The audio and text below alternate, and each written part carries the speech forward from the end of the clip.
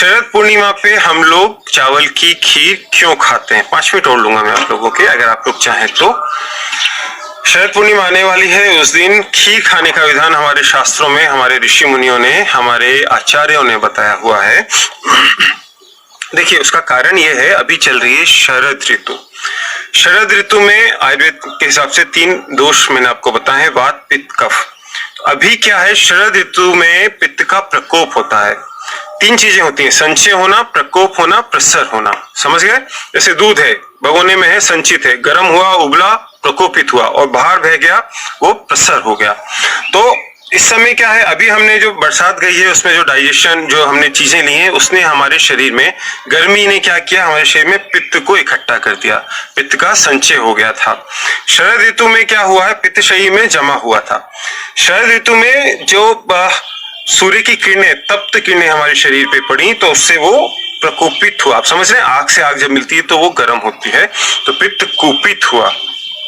2 तरीके हैं, आप उस पित्त को रिलीज कर दें कि एक तो या तो आप पंचकर्मा कराएं, वमन, विरेचन, बस्ती, है ना, नस्से। ये पंचकर्मा हर आदमी नहीं करा सकता, तो ऋषियों ने एक विधान बनाया कि आप लोग खीर खाएं। देखिए, 2 चीज, शोधन, शमन। शोधन मतलब कोई चीज है उसको बाहर निकाल दिया, और शमन होता है उसको अंदर ही वो कर दिया, शांत कर दिया। तो शरद ऋतु पित्त का कोपन हो रहा है। आप जब खीर बनाते हैं, खीर बनती है चावल और दूध की, ज्यादा से ज्यादा आप उसमें शक्कर तो खैर डालते ही हैं, इलायची डालते हैं, और इलायची ही डालनी चाहिए।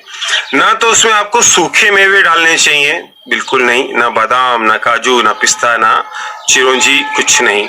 और ना ही आपको उसमें केसर डालनी चाहिए। मैंने देखा कुछ लोग खूब सूखे मेवे से रिच और खूब केसर डाल के खीर बनाते हैं, तो वो ऐसे तो हेल्दी है, लेकिन आपके पित्त को शमन नहीं करेगी, क्योंकि वो आपने उसमें चीजें तो वो डाल दी जो पित्त बढ़ा रही हैं। हमको वो चीजें लेनी है जो पित्त शामक हो, चावल, उस पे दूध, शक्कर। फिर जब आपकी खीर बनी, फिर आपने क्या किया, इलायची आप डाल सकते हैं।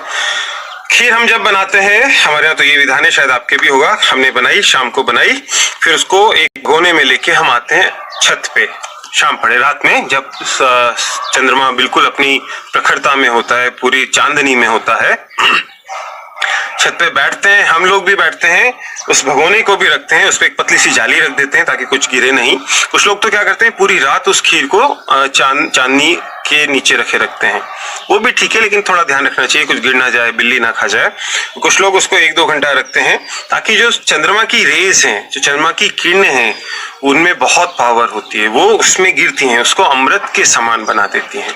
ठीक है, फिर आप उसको रख लीजिए, दूसरे दिन अपने भगवान को अर्पित कीजिए, फिर आप अपने आप को अर्पित कीजिए, वो आपके पित्त का शमन करेगा।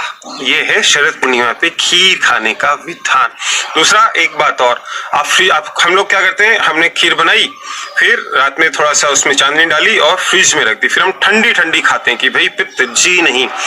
फ्रिज से निकली हुई कोई भी ठंडी चीज आपके पित्त को बढ़ाएगी ही, चाहे वो ठंडा पानी हो कि ठंडी खीर हो कि ठंडा दूध। हाँ, लेकिन जब एसिडिटी होती है तब थोड़ा सा ठंडा दूध लेने का विधान है।